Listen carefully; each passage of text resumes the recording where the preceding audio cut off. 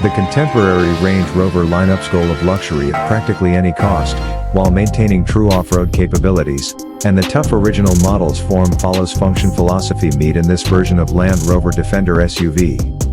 In summary, the Defender is not only a truckish competitor that can keep up with tougher vehicles like the Jeep Wrangler and Lexus GX in rugged terrain, but it also has excellent on-road qualities and a tastefully designed cabin that make it seem refined even when you step off the path. The new range-topping Octa model, available in multiple grades, adds a twin-turbo V8 engine, sophisticated suspension, and an even more opulent interior to the 2025 roster. Its versatility is increased by the 3 body types and 4 potential powertrains. The expanded wheelbase and third-row seating of the 130 make it the better option for towing people in gear, while the 2-door Defender 90 model is the purest of the group. The 110, which combines the basic utility of a 4-door configuration with the stylish appeal of the 1990s, sits between them. Whichever Defender best meets your requirements, you'll discover that Rover has successfully reinvented this off-road icon by fusing contemporary amenities into a timeless, instantly recognizable design. An 8-speed automated transmission and a 2.0-liter turbocharged 4-cylinder engine producing 296 horsepower make up the Defender's standard powertrain. Of course, all models in the portfolio come equipped with locking differentials and 4-wheel drive. Additionally, a 3.0-liter inline-6 with 395 horsepower is offered. It makes use of a 48-volt hybrid system, a turbocharger, and an electric supercharger. The available 518 horsepower supercharged V8 is your best bet if you need more speed.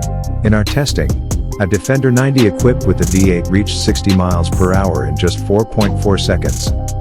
The twin-turbo V8 designated for the next Defender Octa flagship is perched atop powertrain peak. We believe the Octa will likely come with the same 626 horsepower twin-turbocharged 4.4-liter V8 engine found in the updated Range Rover Sport SV, despite the details being unknown. Notably, the modern Defender rides on a completely independent suspension system rather than solid axles and is constructed on a unibody basis as opposed to the original Defender's body-on-frame design.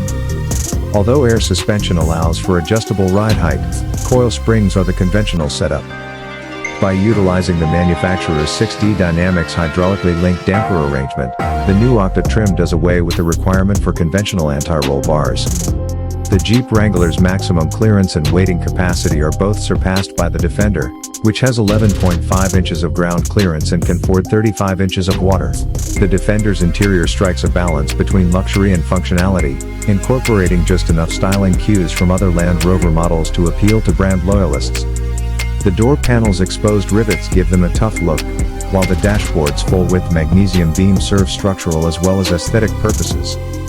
A trapezoidal expansion of the dashboard houses the climate control system and driving mode buttons and switches beneath the infotainment display. Instead of the center console, this center stack houses the shift lever and ignition switch. Like a 3-across bench in some full-size pickup trucks, the center console in some models may be pulled back to create a jump seat between the driver and passenger. Although the 90 and 110 models have a small amount of cargo space behind the rear seat, it is comparable to that of competing off-road vehicles like the Wrangler. The rear seats can be folded to create a much larger cargo bay, but those wishing to transport people and equipment might want to consider the larger Land Rover Discovery or get a rooftop cargo carrier. While the third row may be folded down to increase cargo capacity in the longer 130 model, there isn't much place for goods when it is in use. Take into consideration the 130 outbound, which completely eliminates the rearmost seat to prioritize cargo capacity, if you do not intend to use the third row.